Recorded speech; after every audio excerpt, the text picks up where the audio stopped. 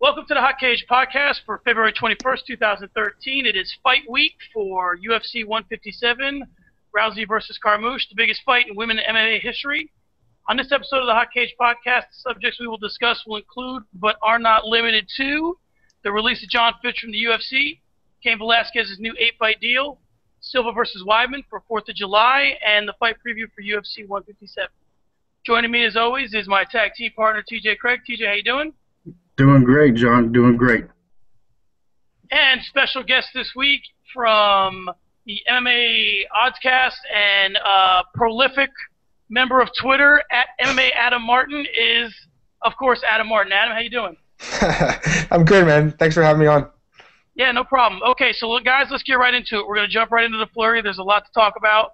So right off the top, let's just talk about Tough 17. You know, it's been called the greatest tournament in mixed martial arts, obviously by the members of it, Chael Sonnen included.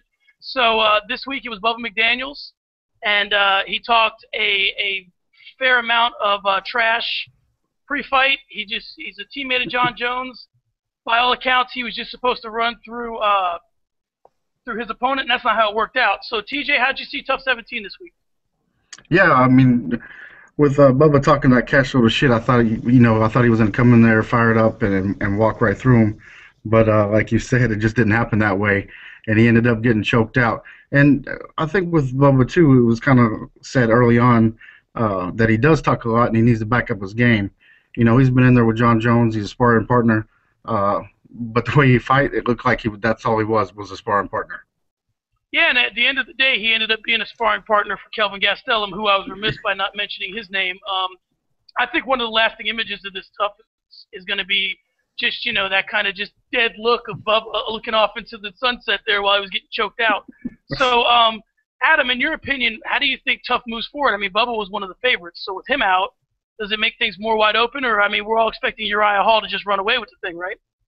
Well, I'm pretty sure that's what's going to happen here. I mean, you know what, compared to the past couple of seasons, I think there is quite a bit of talent. I mean, you look at Tough 16, that season was horrible. There's a lot of guys in the house that are pretty experienced this time. Bubba McDaniels was one of them. I was pretty shocked that he actually lost that fight, especially the fact he got submitted, because he was looking pretty good in the first round. I was actually really impressed with his grappling. You know, I've heard a lot about this guy. I've seen him fight before. He was in Elite XC, I believe, one time. So he's been around the block for a while. For him to get choked up by a 21-year-old kid, Calvin, man, impressive performance. So I think this guy's someone we have to keep an eye on as well. But I'm pretty sure Uriah Hall is kind of like going to win this tournament, man. I'm just pretty impressed with his spinning wheel kick thing. So it seems like he's going to win the tournament, and I kind of made a joke on Twitter after the spinning kick by Uriah. I said the only thing we really need to figure out now is where he's going to fall on the UFC rankings. I mean, I figured based on the way that kick was getting promoted, they were just going to put his ass right in the top 10 without further ado. I think it's interesting too. The other thing that was fascinating to me about the Tough show this week is, in the week of everything Ronda Rousey, like that's all we can talk about is Ronda Rousey, and we'll get to her certainly later. It was interesting that Kelvin actually had a little crush on Ronda, and he ends up pulling this huge upset, which does nothing but raise Ronda's profile even further. So I was just fascinated by how that happened. So moving forward, like you said, it looks like Uriah Hall's show. So, it was a good week of Tough. We'll see what's happening next week, and then, we'll go ahead and move on here in the flurry.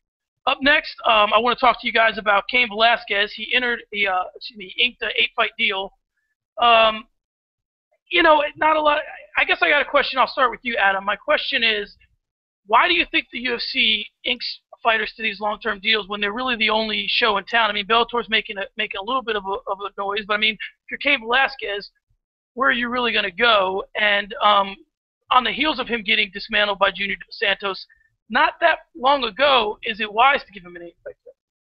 You know what? I think that Dana was kind of wanting to distract everyone from all the roster cuts. That he was like, oh, by the way, we signed Cain to an 8-fight deal. So first off, this is our heavyweight champion. I think you should have this guy locked down to a long-term deal. He's by far the #1 heavyweight in the world. I know he got knocked up by Dos Santos, but he proved in the rematch that he's pretty damn good. So I think that they had to sign him to a contract because sure, there's not a competitor out there right now that could sign him, but just say in 3 fights. from now, there is someone else. Maybe Bellator and Viacom, they become really big, and they do, want to make a run at a guy like that. I'm not saying he would ever leave the UFC or whatnot, but I think it's better for them to take care of that and get it out of the way.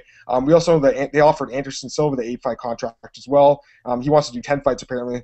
I don't know if that's been inked yet or not. Also, Benson Henderson got signed recently to a long-term deal. So I think they're trying to ink their champions to contracts just because there is that threat of Bellator now, World Series of Fighting, ONE FC. There's always competitors right now. Like I said, the UFC, or like you said, sorry, the UFC is the big show, and guys do want to be there. But, hey, man, money talks, and if someone came to you with a bigger paycheck, then you might have to take a leave. So I think it's smart for the UFC to get these guys inked to these deals now. I agree. And TJ, I guess I'll ask a different question to you, because Adam kind of pretty much covered everything you want to with the actual deal itself and the UFC's plans for these fighters. My question to you is, he's got 8 fights now that he's inked for. Do you think that one of those 8 fights is going to include Jon Jones at heavyweight?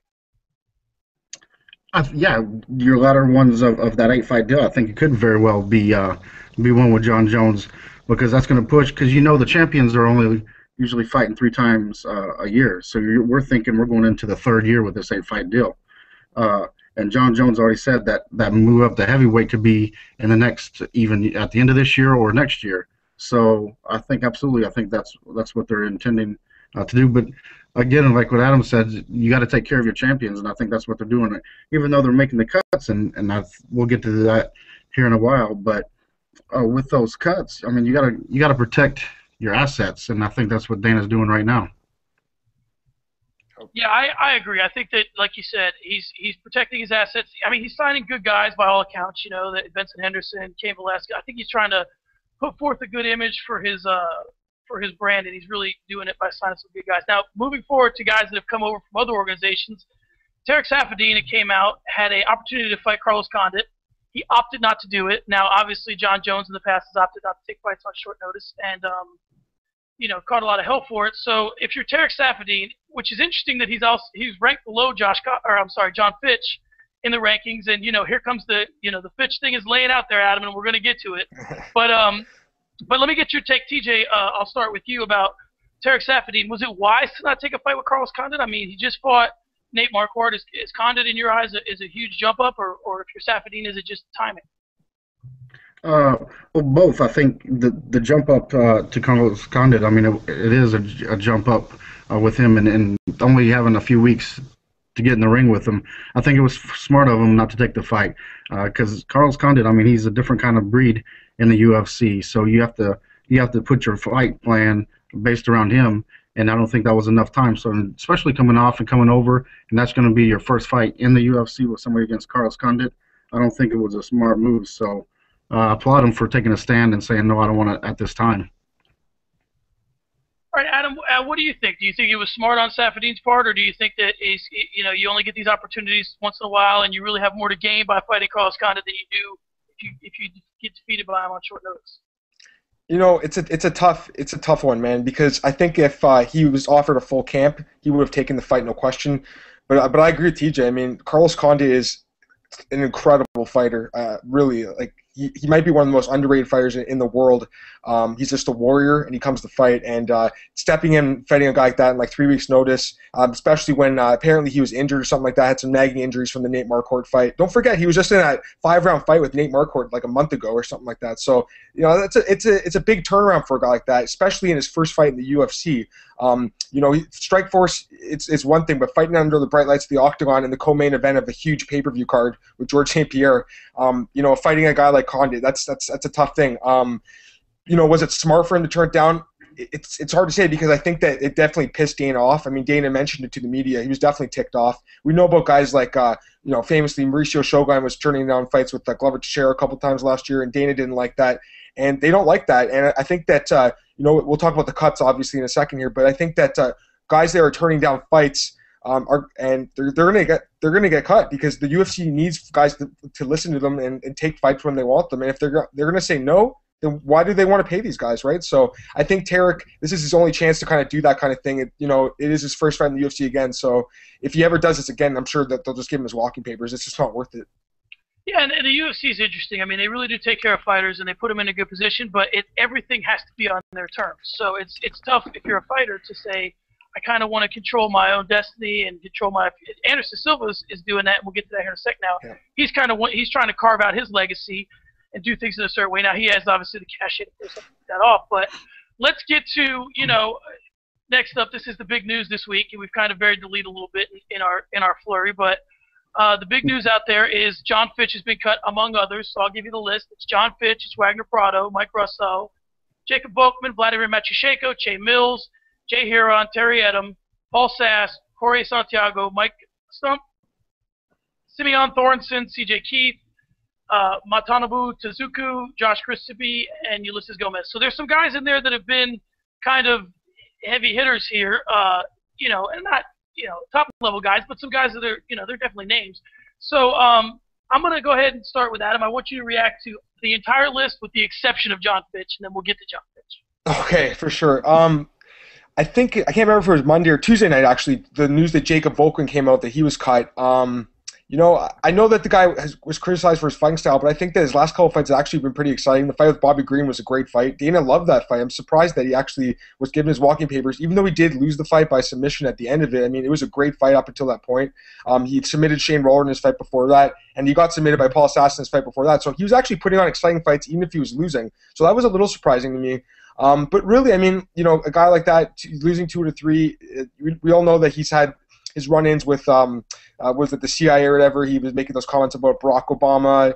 Maybe a guy like that's just a little bit too much trouble, especially when he's just a mid-tier lightweight. I mean, it's not like he's a superstar guy like that. I mean, we all know Ronda Rousey made those comments or whatever. She posted that video about Sandy Hook, and Dana stuck by her because she's a superstar. Whereas a guy like Volkman, I mean, what does it matter what his opinion is? It's just more trouble than it's causing. So I think that one was, I don't know if it was unjustified because, like I said, he wasn't doing that well lately, but it was kind of surprising in a sense. And then the list came out on, Wednesday morning, 15, or was it, I can't remember if it was yesterday or Thursday or Wednesday. It was just a list of like 15 guys, and you know what? Most of them aren't surprising because there's guys like Vladimir Matyushenko, who's 42 years old. He's lost like his last 2 fights by knockout. I understand that one. A guy like Josh Crispy lost 4 fights in a row. Totally understand that one. Then you have guys like Shane Mills, who's lost to 2 fights out of his last 3, but again, it was against Rory McDonald, who's a stud, and Matt Riddle, who's a really good fighter. But Dana criticized his performance the other night, and he didn't like it, and he got the boot. Paul Sass, another guy I just mentioned, he lost his last 2 fights. Even though he had won, like, I think 10 in a row by, like, triangle before that or something, triangle and heel hook, he got the cut too.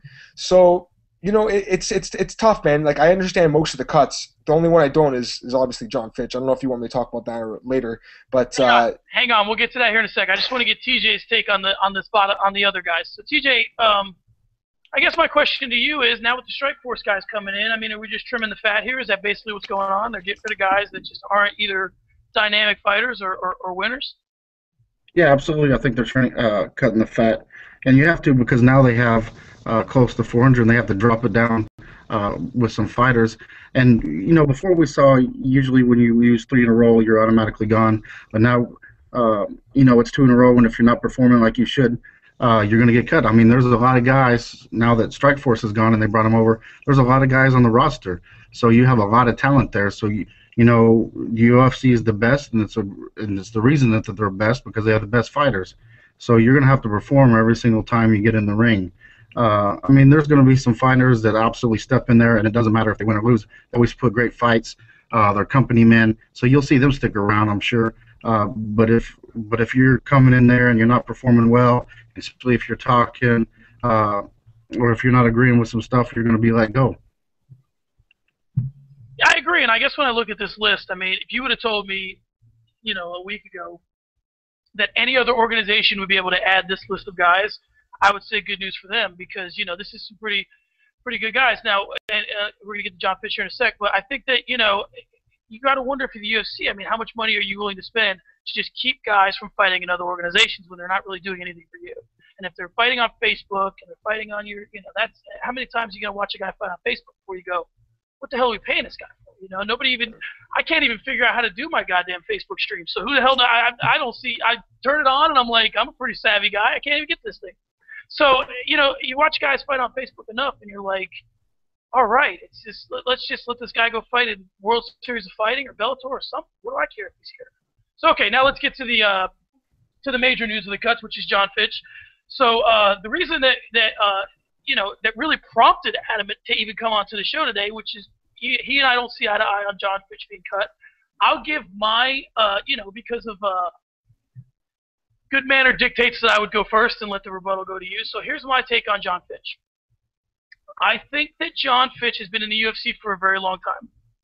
And I think that if you gave me a video of a Jon Fitch fight, and unless I knew exactly who was fighting and what UFC it was, you could tell me whatever year it was, and I would not give you any argument. You could say this is Jon Fitch fighting in 2007. This is Jon Fitch fighting in 2010. This is because every damn fight looks the exact same. So I think that Dana, and it's funny because I said this to someone. I don't know if I said it on Twitter or if I was just talking to somebody about it, but I think that Dana's looking at a few things. You have to be exciting. You have to win, or you at the very least have to evolve. And Dana White, much like the Facebook guys, Dana White kind of looked at Jon Fitch and said, "How many times am I going to read the same damn book with this guy? I know how the story ends. All right, if you look up his record, it's a C of round 3, 5 minute. That's all you see in the right-hand column: decision, decision, decision, decision. So the guy wins.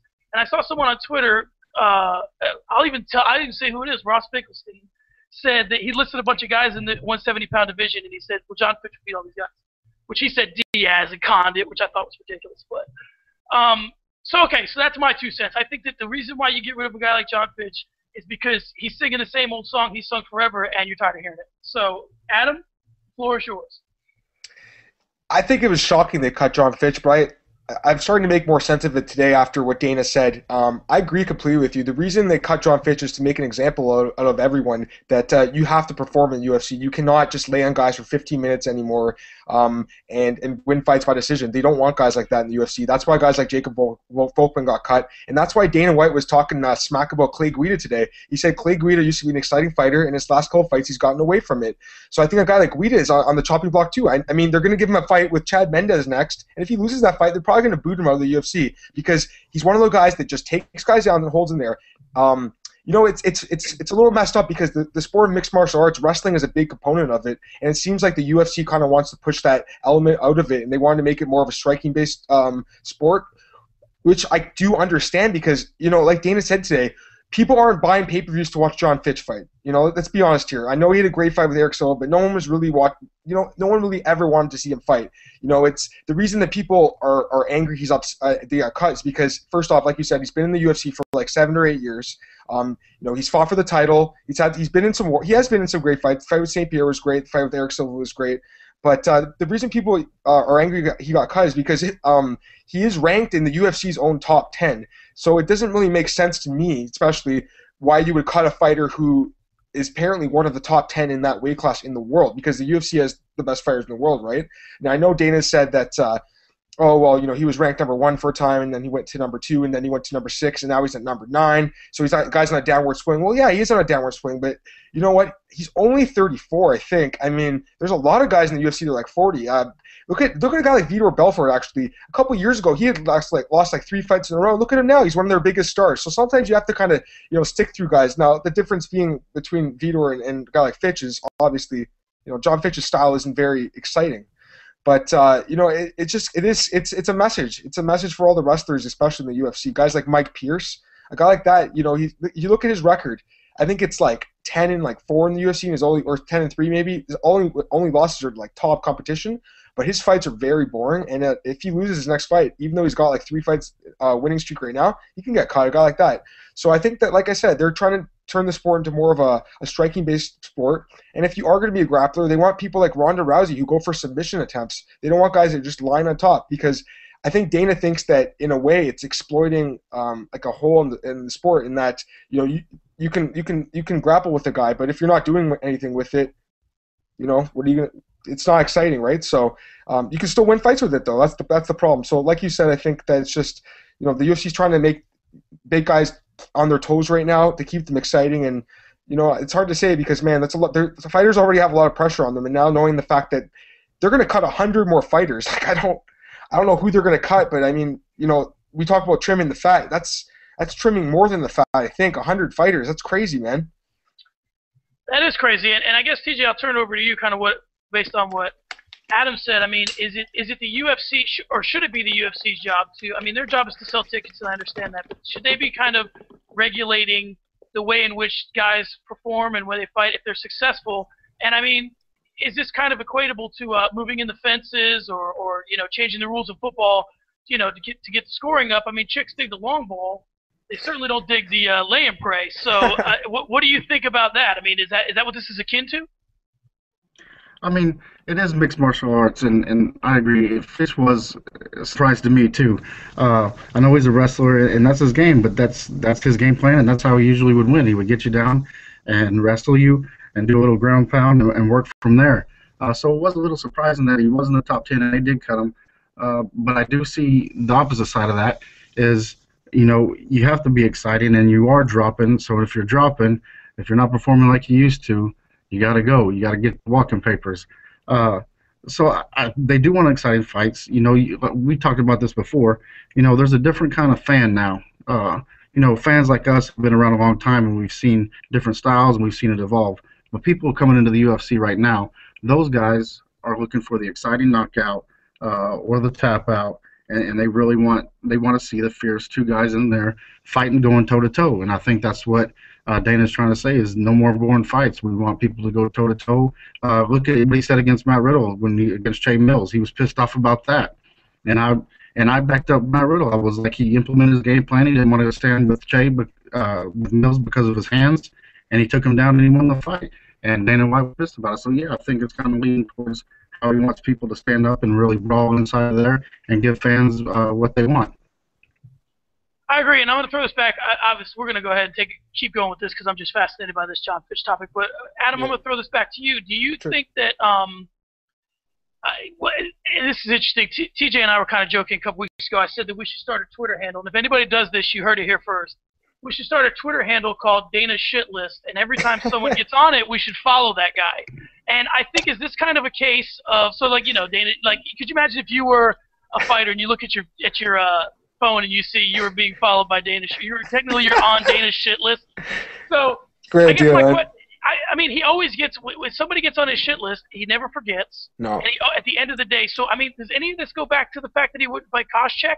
Or is it just, and another thing I want to kind of talk to you about is that did Jon Fitch just kind of get a bad rap and that was it? And it just kind of carried, the MMA Roasteds of the world and the Tommy Toholds of the world that just say, if you want a cure for insomnia, it's Jon Fitch fight. And the joke just kind of played itself out. And it's almost kind of like a self-fulfilling prophecy here where no one ever tried to refute the joke, and then it just became the reality of that. I mean, like we said, good fight against Eric Silva. He got knocked out by Johnny Hendricks, but good fight against BJ Penn.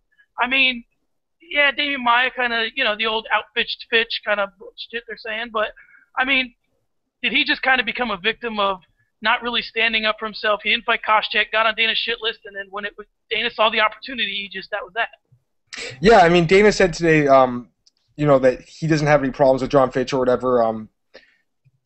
I don't know, man. I do think that some of the stuff with the video game thing a couple of years ago, him not doing that. I don't know if it's the Koscheck thing, fighting his teammate. I think Dana kind of understood that because those guys were like, UFC originals kind of after the Ultimate Fighter and stuff like that. I think he might understand why they didn't want to fight each other, best friends or whatever. But, the video game thing a couple of years ago, I think that did piss him off. Obviously, they released Jon Fitch, and then he got brought back that same day or something like that. So Dana doesn't forget stuff like that, man. Just like you said, he does not forget that stuff.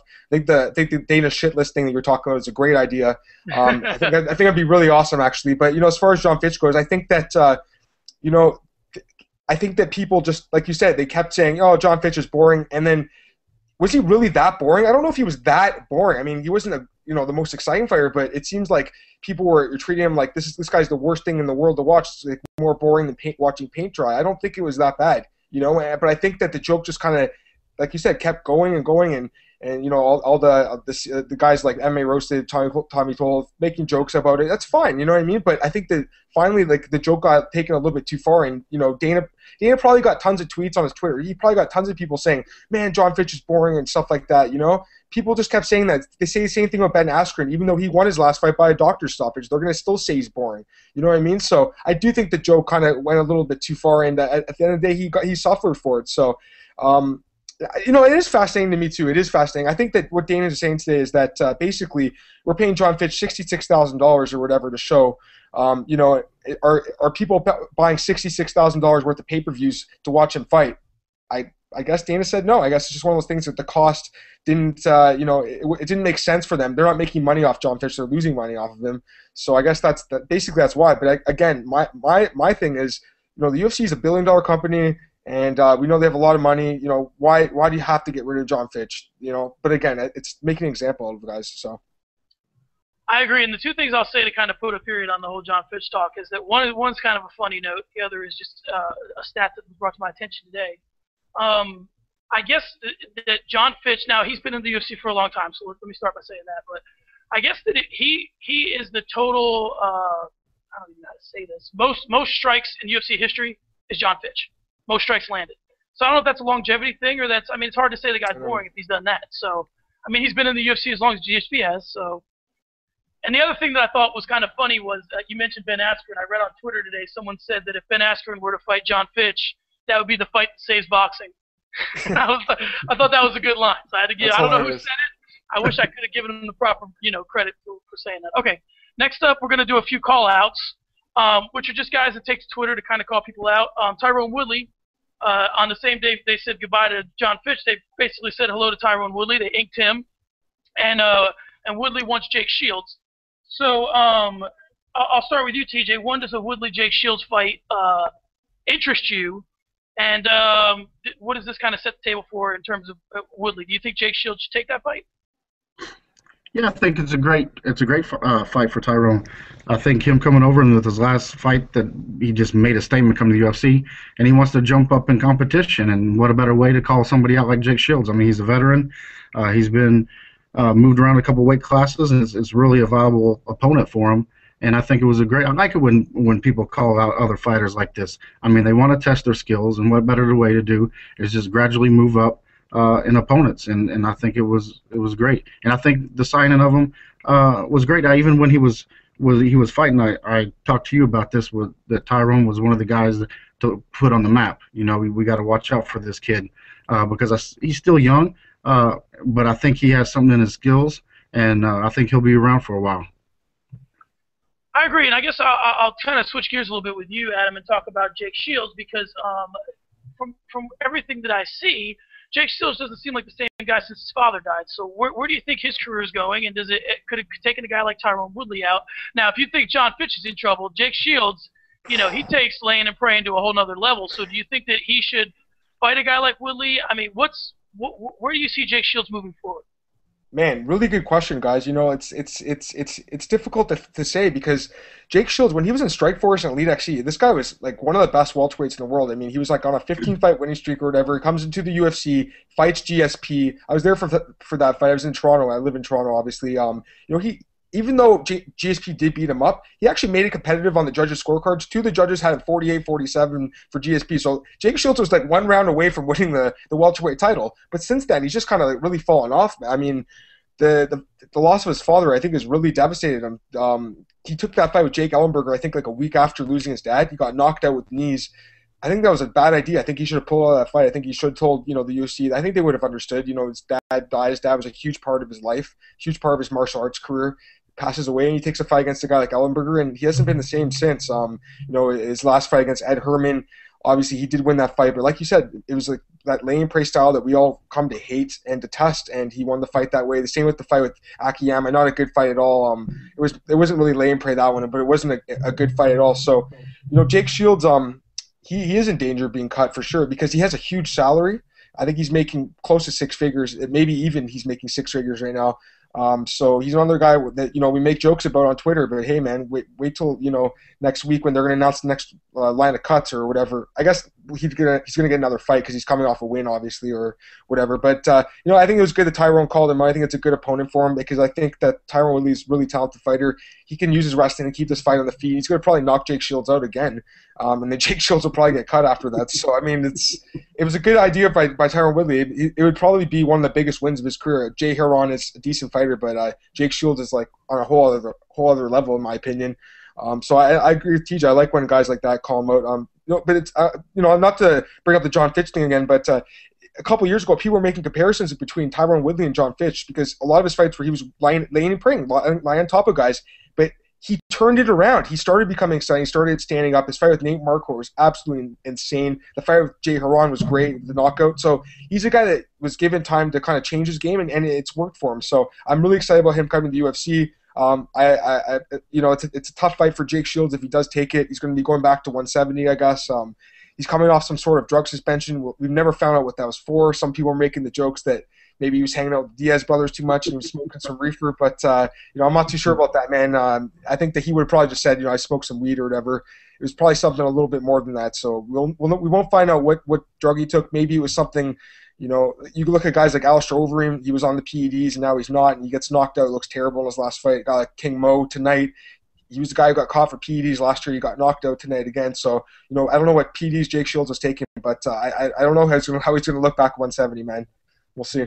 Well, I don't know. I mean, he's him and Jon Fitch both. I mean, they're such sleepy-ass fighters that he probably got popped for Ambien. So I think that for me, I just think that, it's weird. It's like the culture in the UFC is changing now because even when you were talking, there's a lot of, now everything is like, do I fight this guy? Is this going to be the guy that gets me cut? Like, could you imagine if you were watching a football game and every time somebody dropped a pass, you thought they were going to get cut? Like, that's kind of the culture right now, and I'm sure it's going to pass. They're going to have to do massive cuts.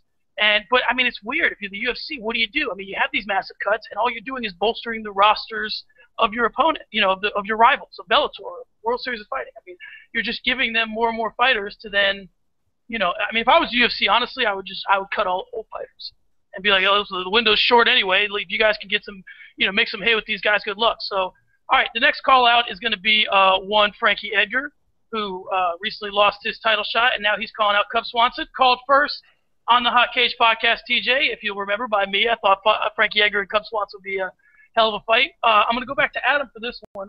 My question to you is, not only did Frankie call out Cub Swanson, he said he wants to fight him in a 5-round main event.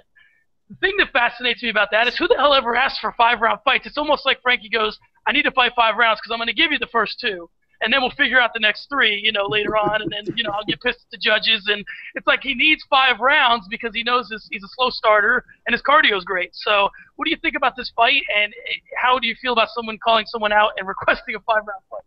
No, I think that's hilarious, but I think it makes sense because if you look at his record, I think his last maybe 7 or 8 fights have gone like 4 or 5 rounds at least. So I mean, he's used to fighting for 25 minutes, and like you said, he's a very slow starter. His fights with Benson Henderson and his fight with Jose Aldo, if he had did anything in those first couple rounds, he might have won those fights easily. Get the judge's decision. So I think that he's kind of getting used to those 5 rounds. I don't know if it's a good thing or not. Like you said, if he goes back to a 3-round fight, I'm curious to see how he'll look. I think he'll probably lose a decision. So I think it was smart for him to ask for a 5-round fight, especially against a guy like Cub Swanson, who you know is going to be super aggressive in the first couple rounds. Cub's just like a little mini Aldo. I mean, he's not as good, obviously, but he's still a great fighter. I think this is a good call for Frankie Edgar because Cub Swanson is arguably the hottest fighter in the division right now. He has 4 straight wins. He's looking better and better every fight. It looks like he's peaking in his career right now. I know he had that loss to Aldo a couple years ago, but it seems like he's very, very hungry and very motivated to get that rematch. So I think this is a perfect fight, actually. 2 guys that are, in my opinion, 2 of the top 5 or 6 featherweights in the world. I think it makes sense to match them up. I guess they're going to do the Lamas and Korean Zombie fight too, which would be a really good one. And then they'll think of the number 1 contender out of those 2 fights, I guess. TJ, what do you see in this fight? I mean, you obviously your big contention last time we talked about it was you like both guys, so obviously that's tough. And every time you see 2 guys that you like fighting, it's a tough thing to do. But this fight makes a lot of sense, right? Oh yeah, absolutely. I mean, it's a great fight for both of them. Cub coming on that 4-fight win streak, and I would agree with Adam. He's just peaking out right now. He's incredible. His cardio's getting better. He's becoming a more mature fighter. So fighting somebody with Frankie, if he can win, will really put him on the catapult to fight Jose Aldo. And for Frankie, just used to those 5 rounds, he's a battler. And but I would like to add, even though he starts off so mad, Frankie takes a lot of beatings in his fight, and I don't know how much more he can withstand. Because even Dana mentioned that he does. He takes like a massive amounts of beating when he's in the ring. So I think that could cut a short fighter's lifestyle kind of short doing that. But I think it's a great fight for both of them. Frankie wants to get back up there, and Cub is on his way up. So this fight could catapult you right back in the title. And Adam, I want to come back to you real quick, and then we'll leave the Frankie Edgar topic, because I have a question. TJ and I have kind of long kind of hypothesized, I guess, that when you're a fighter like Frankie Edgar, does it hurt you that you just absorb punishment, and as the fight goes on, what are your thoughts, just generally speaking, on what I like to call the maturation of cuts? So if you take a beating in the first, maybe the first and second, now comes the fourth and fifth, maybe a guy's not landing like he did early, but now, you're starting to swell, your mouth now becomes a rat, and, it's like this whole, what do you think about cuts, kind of maturing throughout the fights, and how that's perceived by judges who are, notoriously insane anyway? But go ahead.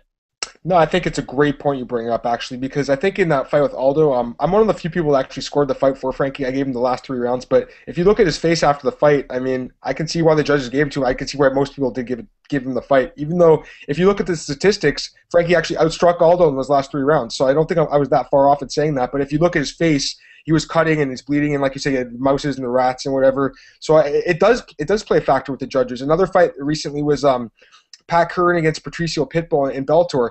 I scored the fight for Patricio Pitbull. Gene LaBelle, the famous judoka, he also scored the fight for Patricio Pitbull, but the 2 other judges didn't. They saw for Pat Curran. And if you looked at the faces, you could see a difference in the face. Like one guy was bruised up and he's bleeding, and the other guy was fine. So even if the guy's outlanding him in strikes, the judges do look at the guy's faces, and if the guy's cut and bleeding, they're going to likely give his opponent the round. So I think it's a great point you bring up, and I think it's something that Frankie has to be really careful about, because the guy does seem to get really banged up in his fights, and the judges hate it. So.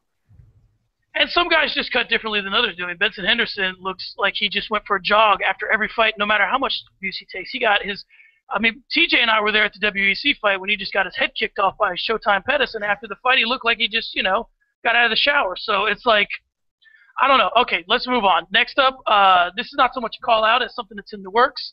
Silva and Weidman looks like it's going to go down. Looks like it's going down 4th of July. TJ is very happy. TJ, I'm not even going to waste any more time. I'm going to let you have your moment. Talk to me about Silva Weidman. And if you're Anderson Silva, do you think that all this is much ado about nothing in terms of it's just a negotiating ploy? You really don't want to fight a wrestler, but at the end of the day, you'll fight him and beat his ass because you're Anderson Silva. Or give me your take on this. All right, let me catch Adam up real quick. I've been adamant the last few shows that we've been doing. I've been kind of calling out Anderson Silva, saying if you're the champion and you're holding the belt, your whole goal is to fight the #1 contenders and not to dodge. I know people want to protect his legacy, but if you're a champion, you got to defend your belt against all forthcomers. And ducking fights and his camp saying stuff that they didn't really want it, but whatever the UFC wants to do. And then I see that they're for 4th of July. I think it's a great fight. I mean, listen, I'm not a huge Anderson Silva fan, but I like this fight, and I think he will win. But that's not the point. The point is you have to defend your belt against all forthcomers, and this is what he's finally going to do. I agree completely, obviously, but I'm going to kind of – well, I do. I agree and I disagree. Obviously, we go back and forth about this. So I'll tell Adam my stance, and then I'll get his stance on it. I firmly believe that we're at the point now where Anderson Silva has taken on all comers. He's standing in the middle of the Coliseum, and he's defeated all the other gladiators and some of the lions. So, I think now it's just – TJ and I talk about this. Just vacate the 85 belt. You want to go to 70 and fight George, go ahead. You want to go to 205 and fight Jones. Do whatever you want to do that's going to bring you money and kind of affect your legacy, but don't keep screwing. If you're going to be the 85 champ, then you have to defend it. So what do you think about what he should do moving forward, and how do you feel about the Weidman fight? Yeah, no, I agree. I think that he was looking for that big payday with George St. Pierre. They wanted that fight. Him and Ed Suarez, his manager, they wanted that fight badly. Didn't happen. And I guess they just don't want to wait around anymore to see, because I don't think George is going to make that move to 85. And Anderson, he said he can make 170, but he is the 85-pound title holder. I think it's going to be really difficult for him to give up that belt like you suggested. That's a belt that he's won and he's defended like I think 14 times or whatever. He's proven that he's the best fighter in that weight class. But he still should, there's guys like Chris Weidman out there that are hungry and they are motivated and that possess threats that could, beat Anderson. I think that 6 months ago when Weidman was coming off that huge Munoz win and Weidman called him out, and Anderson Silva kind of ducked him, and then he took the fight with Stephan Bonner just a couple weeks later. I think he was ducking him, to be honest with you, because Chris Weidman was looking like a monster, and he was running through guys left, right, and center. He beat Damian Maia. He goes and smashes Mark Munoz. He was looking great, and as soon as that fight ended, I was like, remember that fight was a week after Anderson had just beaten Chael. I was like, man, Weidman's going to beat Anderson. But now it's like 7 or 8 months later, actually, since that fight. And Weidman's coming off the shoulder surgery and stuff like that. And Anderson's had that fight against Bonner. He's had some more cage time fighting a bigger guy. And Weidman's obviously going to be a bigger guy. So I think Anderson, it's kind of worked out in his favor, to be honest with you. I think that Weidman's he's going to have some ring rust in this fight. There's no doubt about that in my mind. We know he's had some issues. His house, I think, flooded or something like that with the Hurricane Sandy thing. So he's had some personal issues going on. He had to pull the Tim Boetsch fight with his injuries and stuff like that. So, a year ago, like 7 or 8 months ago, I would have picked Chris Weidman to win this fight, but I think Anderson's going to win it now this time around this July. I think it's a great fight. Like TJ mentioned, I think it's a really exciting one. Chris Weidman, I think, is the number one contender, and I'm glad he's finally getting a shot at the belt. And hopefully Anderson Silva's satisfied with the pay-per-view buy rate for it, and he's a happy guy. Yeah, and that's really the big issue will a Chris Weidman fight sell? I personally think that it's just one of those things where people tune in to watch Anderson take guys out and they don't really care. I mean, we bought fights against him and Talis Latis. We bought fights that just are not really big name fights, but I think Weidman's a legit guy. I think he brings a lot to the table, and I think he'll be able to play as well. Okay, so let's get on now to our sponsor, Cage Wall. I want to talk about some of the fight announcements that they've done this week, and I'll get you guys' take. I'll just list the fight announcements they've shown this week, in the past week, and then you guys will just tell me which ones of them interest you and for what reason. So we'll start with I'll just list them off. We got KJ Noons and Donald Cerrone, Ryan, which is going to be at UFC 160 in Las Vegas, which TJ and I are probably going to do our damnedest to make. Ryan Bader versus Glover Teixeira, also UFC 160. Gray Maynard versus TJ Grant, also UFC 160. Khabib Nurmagomedov versus Abel Trujillo. I'm telling you, I'm going to get that name one of these days. I'm going to crush it right out of the park. I'm going to turn on it. He's going to pitch me inside, and I'm going to crush his name. They're at UFC 160, and then Ruben Duran versus George Roop. So of that group, TJ, I'll go to you first. What's the fight or fights that interest you the most of that group? Actually, that card is coming to be a pretty good card. But the Donald Cerrone and KJ Noons fight, that's going to be a brawl right in the middle of the ring. That's the one that pretty much interests me. Both of those guys love to fight. They love to come in. They bring their A games all the time. And it's gonna be a brawl. So I'm interested to see that. And I'm interested to see how Cowboy bounces back after the Pettis fight. And he usually bounces back pretty well, and he's a strong fighter, but I think that kind of really disturbed him for being stopped finally in his career. So I'm interested to see how he bounces back. All right, now, Adam, I'll ask the same question of you. Of that group, what do you like the most? I think they're all great fights. I think the Cerrone and Nunes fight, like TJ mentioned, it's going to be a war. Both those guys come and bang. KJ Nunes, he's going to be under a lot of pressure. I think he's lost like 4 of his last 5 fights. It's his first fight in the UFC. He has to win this fight, but fighting a guy like Donald Cerrone is a really tough task. So I think that's going to be a great fight. But for me, the one that I'm looking forward to the most is definitely Gray Maynard versus TJ Grant. I can't wait for this fight, man. TJ Grant is something special, guys. He really is. Ever since dropping the lightweight, this guy has been on an absolute tear. He went through Matt Weidman like it was nothing in his last fight. Matt Weidman has been one of the most durable fighters in the UFC for like the last decade, and he took him out with a series of some of those brutal Muay Thai elbows I've seen in MMA in a long time. So TJ Grant is just a guy that's just he's really reaching the peak of his career. Even since dropping down to 155, it was a great decision by him to do. Obviously, he's fighting a guy like Gray Maynard, who is the top of the division, top 5 in the world at his weight. It's a tough fight, man. It's a really close fight to call. I really don't even know who to pick, to be honest with you. If Gray can use his wrestling game, I guess he can neutralize TJ's Muay Thai attack. But if TJ can keep this fight standing, then he's gonna give Gray some problems. So I'm really looking forward to this one, man. And like RTJ said, that card's looking stacked. It is. It looks like a great card. And I just want to touch on that fight for a second real quick because Gray Maynard's another one of these guys. He's got good hands, and he'll stand with you a little bit more so than the Fitches and the Shields of the world. So I guess he recently trained with Jose Aldo for Jose Aldo's last fight with Frankie Edgar. So I guess what I want to know is, do you think that it's perfect timing for Gray Maynard in that you're training with a dynamic guy like Jose Aldo, where it's probably time that you need to get your ass moving and not maybe be so much of a wrestler and kind of – I mean, I don't know if he's in danger of getting cut. I hate that everything comes down to who's getting cut now. But do you think that the Jose Aldo training had fortuitous timing for him, or do you think that he was just there to help Aldo out, didn't really pick anything up? No, it's a good point you make. I think he's got to show some striking off in this fight, and I think he did in the 2 fights with Frankie. I think he did look, he was exciting. Sorry, the second and third fight with Frankie, the first fight wasn't as exciting, but the second and third ones. But I think it's a really good point you make. I hadn't really considered, Gray being cut, and like you said, it's sad that we even have to think about this now, but we do because he's a wrestler, and his last fight against Clay Guida. I know he did win that fight by split decision, and Guida was criticized a lot, but Gray Maynard barely did nothing in that fight. That was the worst fight in UFC history, arguably, and he barely won that fight. So that was almost a year ago now. He needs to bounce back in a big way here, and it's a tough test for him. Hopefully, the work he's did with Aldo has helped him out, and I know he's actually mentioned that he might even drop down to 145 in the future too. That'd be kind of interesting, actually. And hey, if he loses this fight, maybe they're going to force him to drop down a weight class. Who knows? And that's interesting. I kind of want to get you guys' thoughts on the Bader Sheriff fight here in a sec, but it does make an interesting point of when you're starting to go on a run of bad luck, as it were. I wonder if guys are going to start switching weight classes as their way to kind of reset everyone's memory and just go, yeah, I know I've lost 2 in a row, Joe Silva, but that was at 155. I'm a 45-pounder now. Come on, man, doesn't it reset? Isn't that how it works? So I don't know if they're going to use it, but TJ, I'm going to switch it over to you real quick because I got to know what you think about this Glover Teixeira-Ryan Bader fight.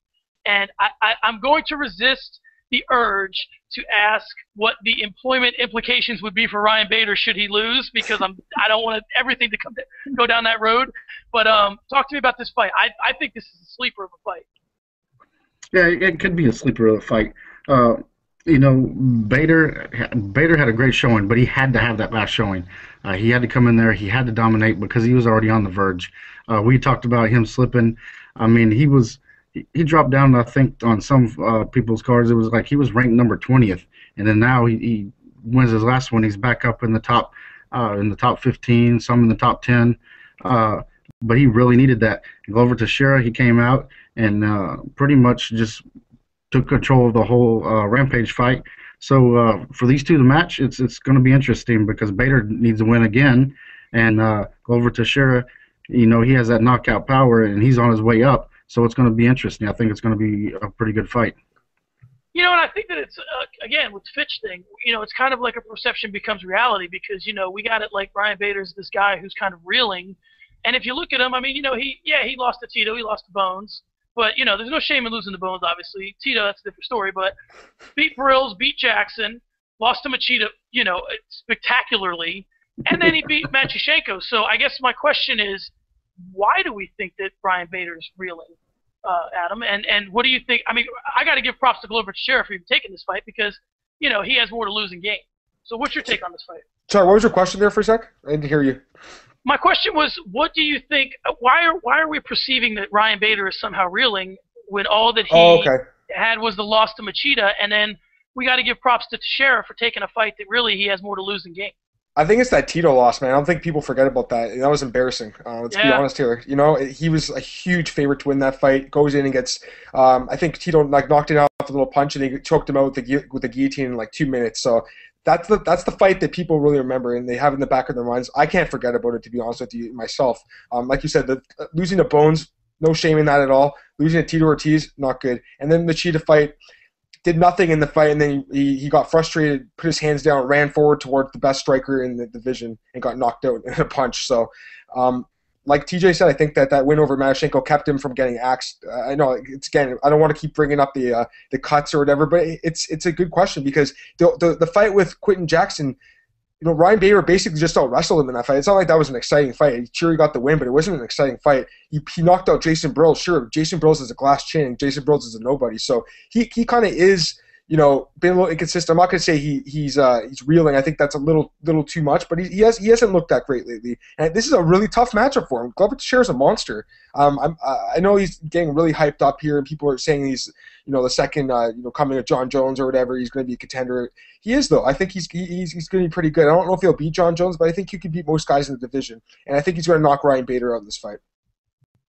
Well, that's quite a prediction. I think that, as much as we don't like this whole thing about the cuts and all that, it, like you said earlier, you alluded to, it really does close a loophole in MMA, which for a long time was if you can wrestle and you can out-wrestle guys, you're going to win decisions forever. And I think that even it's going to force guys, even like GSP, I mean, he's in no danger of getting cut anytime soon, but, you know, they're going to start. He caught a little shit about, you know, decisioning guys and kind of. Now, I think the difference between GSP and a lot of guys is he's always working.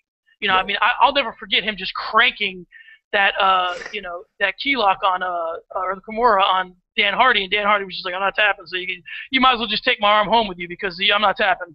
And just GSP was, so GSP to me, listen, and full disclosure, I'm a huge GSP fan, but I think that he's always working. He's always advancing himself and not just kind of, I wouldn't accuse him of laying and praying. So, all right, let's move on to UFC 157, and we'll let Adam get out of here on this. I kind of want to, again, I don't want you to, as was famously said in the movie Big Daddy, I don't want you to waste a good surprise on us of whatever you guys are going to talk about on MMAOddscast, but just kind of give me an idea of how you see UFC 157 from a betting perspective. And I guess my larger question is women's MMA evolved enough that Vegas has kind of figured it out in terms of betting, or is it just kind of like the Wild West? Okay, well, you know, as far as this card goes, you know, it's not a very good card for betting, to be honest with you. There's a lot of huge favorites on the card, and there's only a couple underdogs I would even take a look at. You know what? One guy I put a bet on. I put a bet on Dan Henderson at plus 200 because I think that the fight is closer to 50-50 with Machida than Dan Henderson being a plus 200 underdog. And I also put a bet on him at plus 475 to win by knockout. I know it's Machida. He's a tough guy, but he has been knocked out before, and he has lost fights to guys like Rampage Jackson recently. So he's not like super untouchable like people seem to think he is. I think that's got some value in it. You know, you mentioned the women's MMA. Obviously, the main event, Ronda Rousey's like minus 1,200 right now.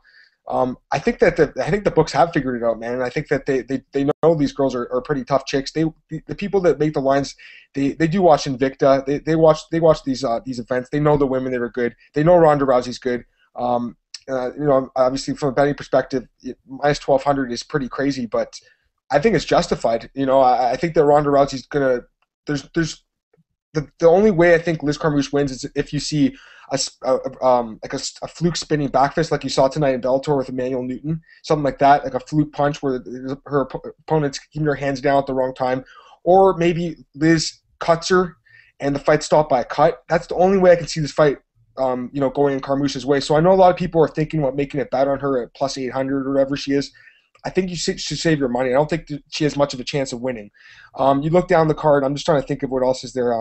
Uriah Faber is a monster favorite. I think he should beat Menjivar, but can you really bet him at like minus 400? I don't know. Same with Josh Koscheck, minus 500 against Robbie Lawler. Lawler's another guy that's one of those Strikeforce guys coming over very, very hungry to get his win in the UFC. And that's another guy that, you know, bringing up the cuts again. I mean, he made $150,000 in his last Strikeforce fight. He's not performing that well right now. He's getting his chance in the UFC.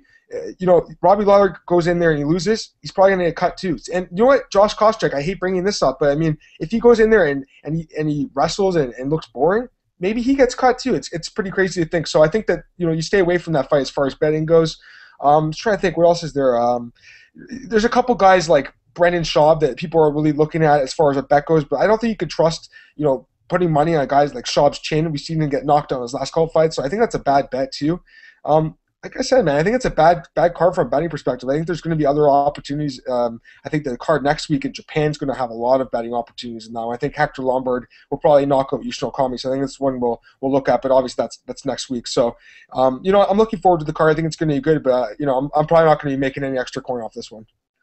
All right, here's another question I got from a betting perspective. Does the cutting situation, do you think that affects betting in terms of that now guys have to fight out of their element? So a guy like you know what I mean? The guys, I know that it says, you know, famously with betting, it takes, you know, moving a mountain is like moving a line when it comes to betting. So I guess my question is this, you know, guys coming out of their element and going in there saying, I got to stand, and I don't really stand. So, and would you bet anybody knowing that maybe this guy is on the chopping block, or maybe this guy needs to stand, or this guy needs to fight in a way that he doesn't fight? Yeah, no, that's a really interesting question. You know, I'd have to do, you know, more thought about it to give you the best answer I could. But, you know, just off the top of my head, you know, you look at a fight like a guy like Sam Stout versus Karos Fodor. That's going to take place in the undercard. We know Sam Stout likes to bang and stuff like that, but he also needs a win in this fight. At the same time, though, if he just goes for the wrestling approach and uses his takedowns or something like that, and he doesn't really have good takedowns, but if that's his approach to kind of grind out Fodor or something like that, that's not good for him. So I think that he's going to be a guy that's being a little bit more aggressive than usual, even though he is pretty aggressive. But going against a guy like Fodor, who's coming into the UFC for the first time, he's also going to be looking for that knockout. And I think it's kind of scary that when you have in the back of your mind, if I lose this fight, I might lose my job in the UFC. It is freaky. So, I don't know what goes through the odds makers' minds when they move the lines, when they hear news about guys getting cut. I don't know how much that changes it. For me personally, I think it does change a little bit. So I'm glad you brought it up because, I brought up the Lawler and Koscheck fight earlier.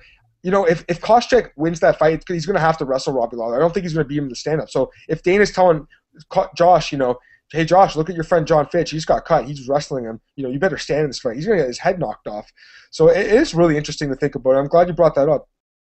Yeah, I think it's, like you said, it may be something that, obviously odds makers are way ahead of the trend on those things. So yeah. They probably, if we're thinking about it, they're thinking about it. So it may be an issue. It may not be an issue, but I think it's something that, like you said, that's a perfect example. Josh Koscheck, the last thing he wants to do, if he made a list of 1,000 things he wants to do in this fight, number 1,000 is stand with Robbie Lawler. So that's what I think makes it interesting because he's out of his element a little bit, and he's swimming in the deep end with Robbie Lawler, and I don't know that he's he doesn't have his floaties on. He might be in trouble. So I think that now, okay, just to get you out of here, here's the last question I have for you, and then we'll get you going, and then TJ and I will get to the preview. But what are your thoughts on future of women's MMA and how much is actually riding on this card, and what do you think happens should Miss Rousey lose tomorrow night?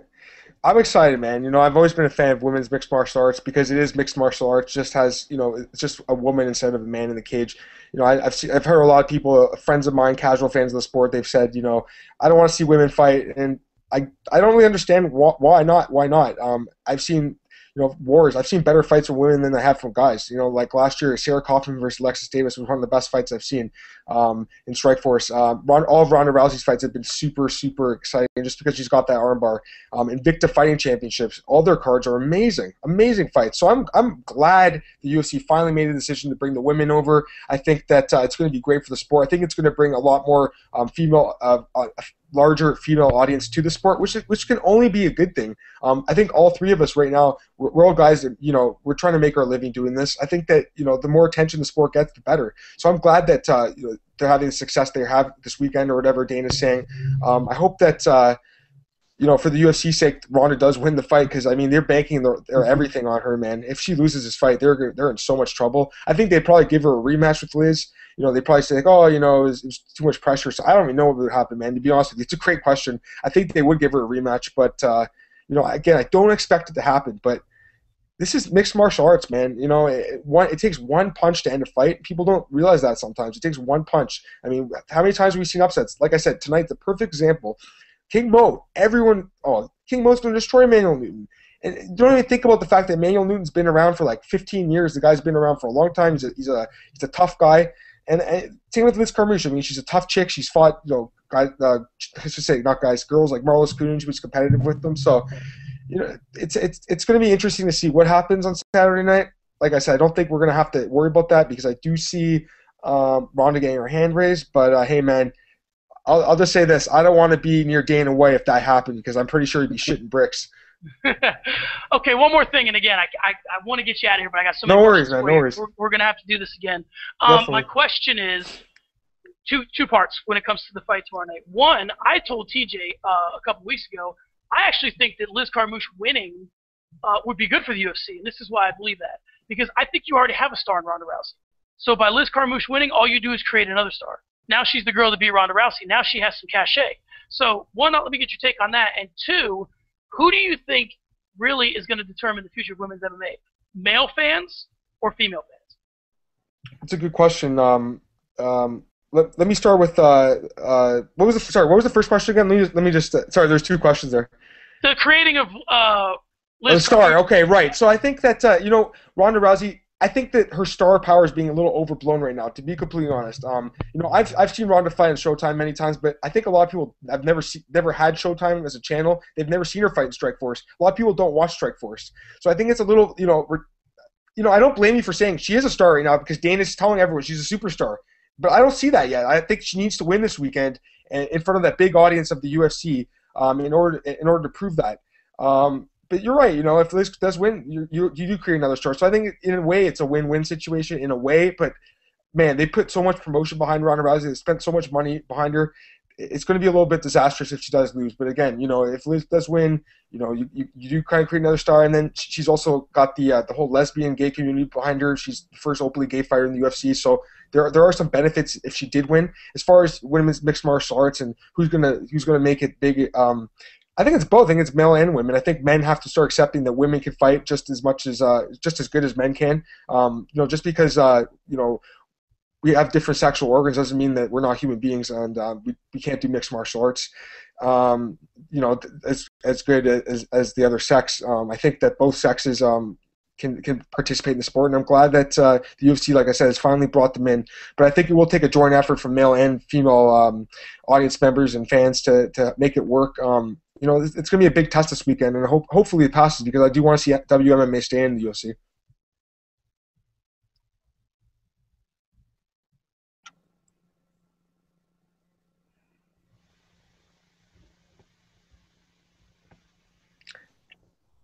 I think we lost his audio. Yeah, I was going to say I don't hear him anything.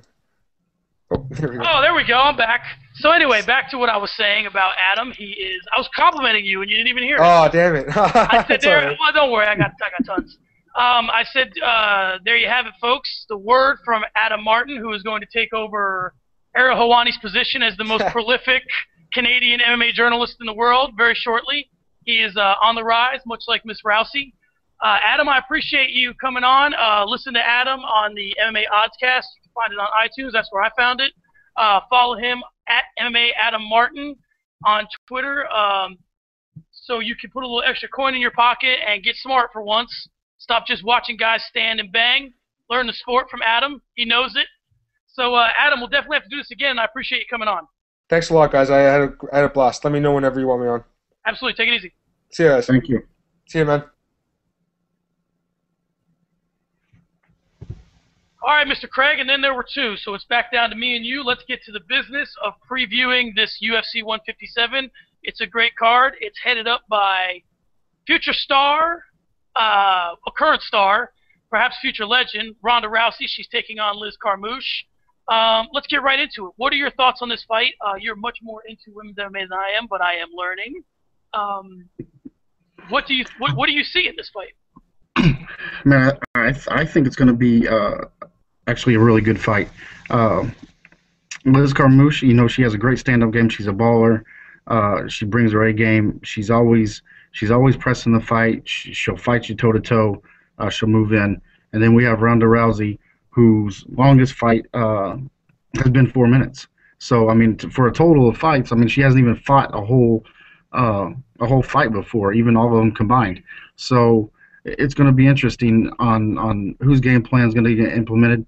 Ronda Rousey, I'm sure, is going to try to take it down and work for that armbar submission. That's her forte. That's her signature.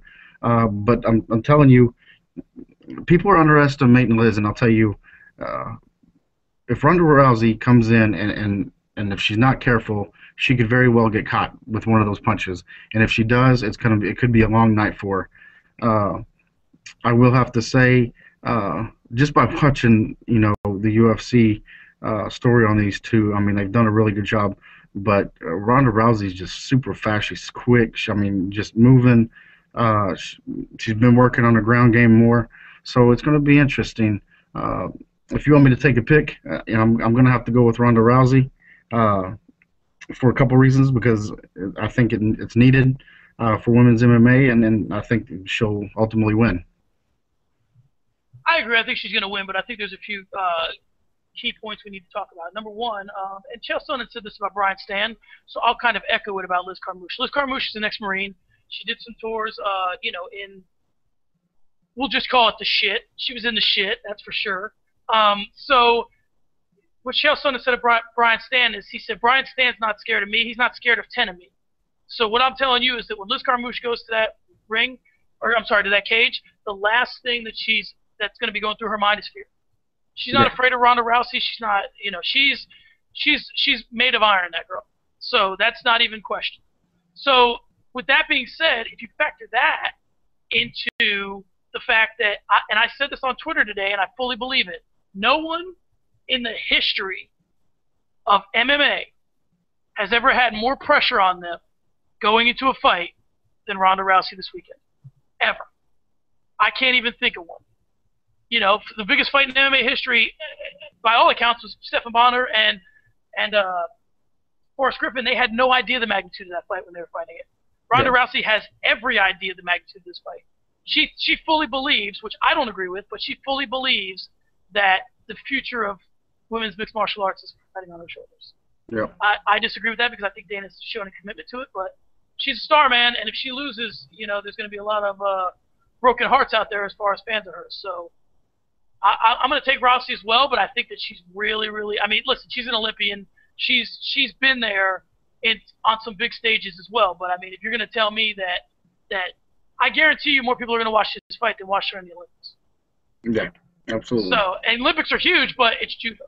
So I'm taking Rousey. You're taking Rousey as well. It seems like a foregone conclusion, but let's talk to Matt Serra and GSP about foregone conclusions and how they work out. Okay, next up, we're going to talk about Lyoto the Dragon Machida fighting one Dan Hendo Henderson. This actually, to me, is a perfect fight stylistically, and I can't believe these guys haven't fought yet. Because perfect counterpuncher in Lyoto Machida, that's how he took Brian Bader out. Obviously, Dan Henderson has a better chin than Ryan Bader, it's been proven.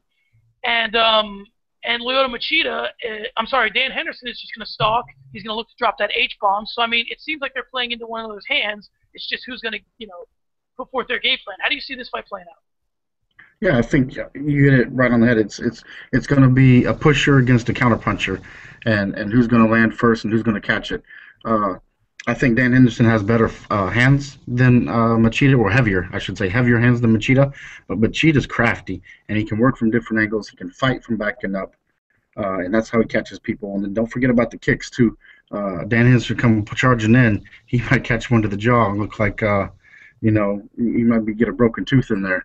So have his night ended Randy Couture style. Yeah, it's going to be interesting, man, with these two, because I'm interested to see how he's going to stalk Machida, and if he can actually press it to the point where he catches him, or is Machida going to be quick enough to move and counter and use the kicks. What I'm looking at is Dan Henderson is probably going to try to take it to the ground and ground pound it out, and I think that's what it's going to ultimately do. I think he's going to get him on the ground and finish him there. I agree. I mean, the thing that fascinates me about Machida, which makes him unique to every other fighter, is the fact that he has that stance where he's kind of back. So he keeps his legs forward for kicks, but so Dan Henderson, if he's not training, again, anytime we kind of put forth any theories on this podcast, the assumption is that everyone's thought of it. Dan Henderson's not sitting around going, wait a second, Machida sits back a little bit when he fights?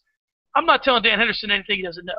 But what I'm saying is that's still problematic when you get there. Like, that H-bomb, you load it up, and you stalk a guy, but you're reaching now. You're overextending yourself, and you almost have to say, all right, you have to gauge your distance differently, and it puts you in harm's way for some of his attacks.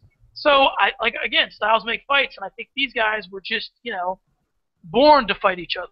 I mean, this really is, other than old school UFC where it's this guy versus that guy, I mean, these two were really set on a course long ago to fight one another. You have Dan Henderson. I'll take Dan Henderson as well because I think it's his destiny to fight John Jones. He's had to deal with, so much crap to get that title fight. And again, it was announced recently that the winner of this fight gets title shots. So both of these guys have been promised title shots. This is almost the always a bridesmaid, never a bride fight, because although Machida did fight Jones once, he was supposed to fight him again after his impressive victory over Bader.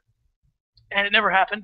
So the winner of this fight, so Dana says on February, whatever today is, 20th or 21st, the winner gets a title fight. But we know how those things kind of go. Sometimes they tend to disappear. So we'll see how it goes. I'll take Henderson as well. All right, up next, Uriah Faber fought Ivan Menjivar. We'll call it a rematch. Is fighting Ivan Menjivar. We'll call it a rematch because they have fought before. It was in 2006. It was pre-WEC and everything. They fought in TKO 24 Eruption, which who the hell even knows what that is. And the fight was ended because Menjivar was disqualified, illegal kick to a downed opponent. So Faber got the win, but it wasn't like he took him out.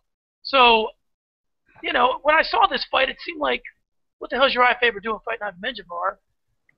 What do you think about this fight? It's Uriah is I don't know if he's coming out of crossroads in his career or what, but he's moved down in weight classes. He fought for the belt and he lost. He's lost against Jose Aldo when he was up. So it's Uriah's a gamer, and I'm a huge fan. But I think this is telltale story is going to be how he fights Saturday, because it could be very well coming to the point where he steps back from the fighting or decides what he's going to do next. And I think that's what he's doing. I think it's a measuring fight to see where he's actually standing right now. That's actually a good way to put it, because I've never thought about that maybe sometimes Joe Silva sets these fights up where you're like, why is this guy fighting that guy?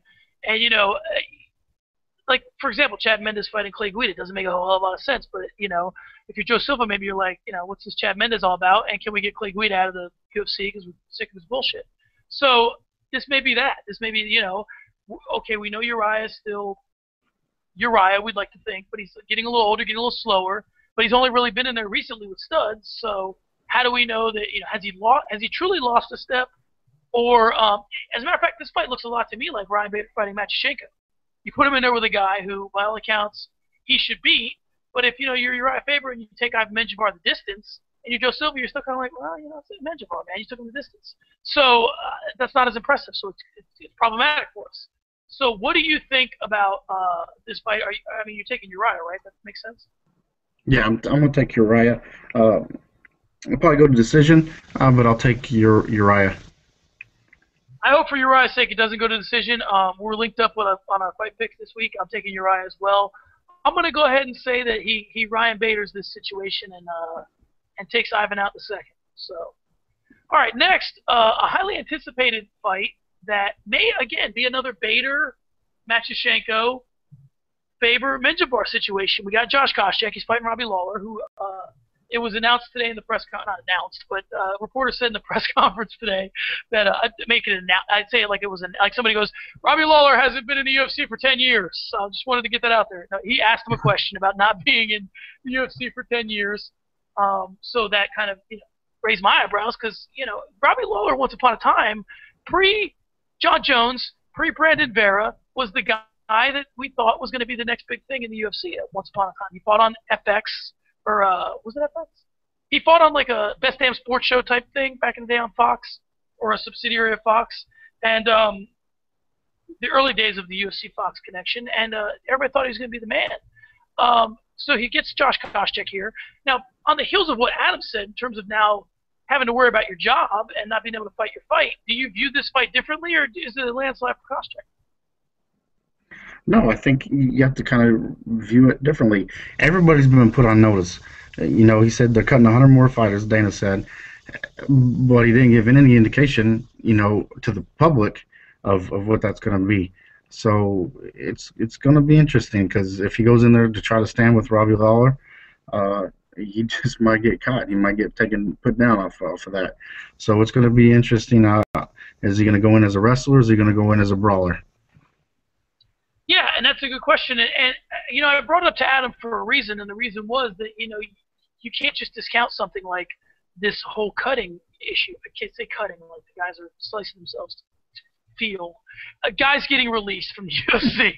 So what I'm saying is that, you have to take it seriously because it affects things. If you find the hell out of Ndamukong Suh, he's not the same fighter, or he's not the same football player. So you either have two choices. If you're like Ndamukong Suh, or you're one of these guys who fights a certain way. You can either say, I'm going to fight my same way. If they cut me, be damned. And I'm going to go out and I'll get on Twitter and say, I'm winning and they're cutting me and fuck them. You can do that, but you're still cut. If you're Ndamukong Suh, you can keep hitting guys illegally and paying your fines, but you're still getting fined. So I do think it opens things up a little bit. And for that reason, I'm going to jump you here on the picks, and I'm going to go ahead and take Robbie Lawler. I think Josh Koscheck just is not where he needs to be for this fight. I just think that he feels like he's a middle tier welterweight. He's not really fighting for anything of significance. His buddy just got cut, and I think that his head's not just going to be. His His head's not going to be where it needs to be for this fight, and I think Robbie catches him. Your thoughts?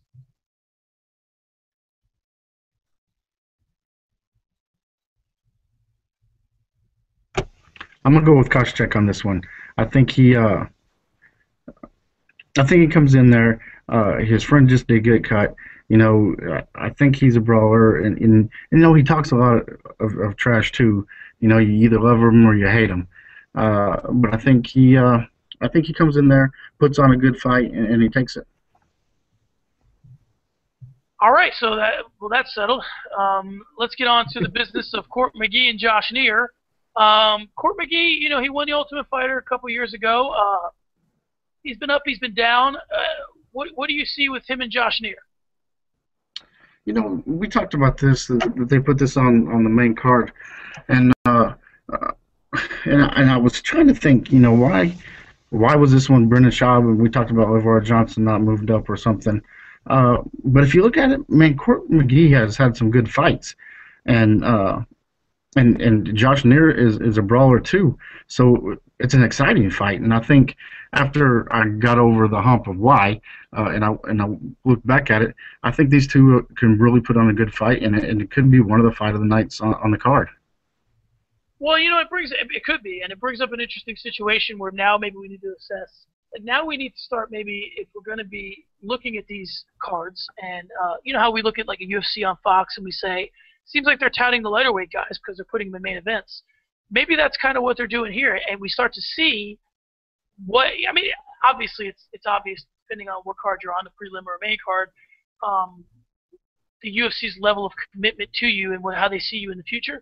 But you can read a lot into something like this where you go at Brendan Schaub and LeVar Johnson. If you knock our socks off, then sure, we'll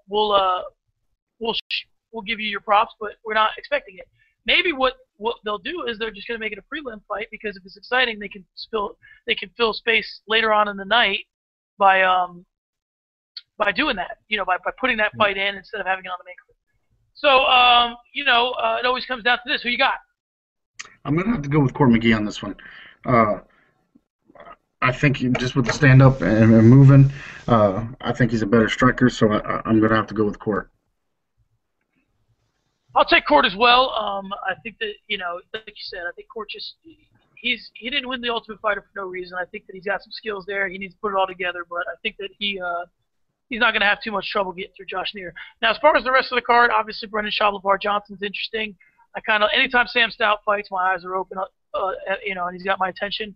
And then, interestingly enough, I like the Neil Magny, John Manley fight. So, is there anything else that catches your interest here, or is it just kind of the main card? I think it's a great card. Like you said, the Schaub Johnson fight, Sam Stout again is going to be a good one, I think. So it's an all around. It's a decent card. It's a great card. So I'm excited to watch. All right, sounds good. So let's get to some people's favorite part of the podcast, other people's least favorite part. We seem to like it. Sometimes it gets scattered, and sometimes it's solid. But today, I'm going to make a concerted effort to live up to the true name of this and finish strong. Okay, here's my finish strong. I'll start it off. Pretty much an open letter to UFC fighters. Boys, you're on notice. You just watched the number 9 ranked welterweight in the world get cut, and it was because of his lack of activity. And if I could quote a line from the movie Jerry Maguire, it's not show friends, it's show business. So if you guys want to make a name for yourselves in this fight game, you need to really step it up. You need to start taking guys out, and you need to do what it is you say you're going to do. Because I would say 90% of fighters, if not higher, are all alpha males. They're all shit talkers. They go in there ready to take guys out. They all have bad attitudes. They have chips on their shoulder. They're going in there to take guys out. So guess what? Fight like it. Fight like you're going in there to take somebody out. Don't, I hate to make it this simple, but the way Dana White sees it, he sees it the exact opposite of a lot of people. It's not chess, boys. It's checkers. So go in there, start jumping dudes, get kinged, and let's figure this thing out because your ass is going to be on the cutting room floor if you don't start going in there swinging fists. Now, listen, there's a way to do what it is you think you want to do. If you're a wrestler, there's a way to wrestle and still be active. There's a way to take guys down and, and advance your position, get the side and out, ground and pound guys out, and if you want to know how to do it, just pop a John Jones fight in, because that's what he does. He's a wrestler, and he goes in there, tries to finish guys, he moves forward. GSP tries to finish guys, he takes some heat, but there's guys out there that are doing it. Chris Weidman, there's guys that are out there that are wrestlers that still go in there trying to take people out. Let's not forget about the Filipino wrecking machine. Just because, Weidman kind of knocked that train off the tracks doesn't mean that he's not a guy that goes in there trying to take folks out. Cain Velasquez is a wrestler. He goes in there trying to take folks out. So if you guys want to be in the upper echelon and keep your ass from getting cut, then go in there and don't forget that you're showing up to fight. Okay, this ain't the semifinals of the goddamn state nationals. Okay, you're not trying to make All-American here. You're going in there, you're getting paid to fight, and get in there and get to the business of fighting. TJ, it's on you. We are about to embark on history on Saturday night with two females heading the card for UFC. The pressure on one Ronda Rousey can't be described.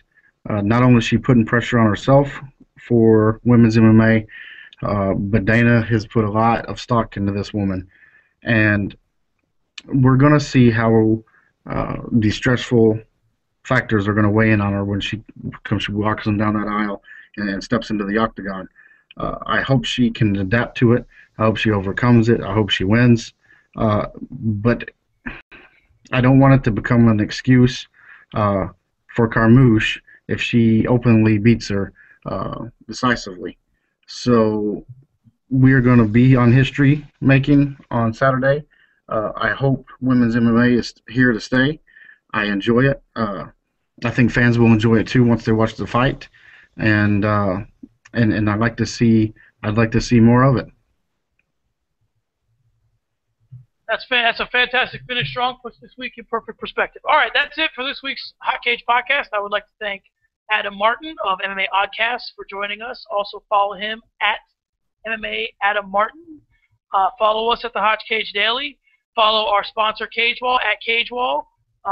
Follow Ronda Rousey. Follow Liz Carmouche. Follow the future of women's MMA, because that's what you're going to get this weekend. Appreciate it for what it is. These girls, they go in there, man. They bang. They go hard. They deserve your respect. They deserve to be the main event. Stick to the Hot Cage podcast, our Facebook, facebook.com/the Hot Cage Daily. We're going to have our post-fight show coming up over the weekend. So for TJ Craig, also Adam Martin, this is John Franklin saying keep your hands up and your chin down. Hot Cage podcast.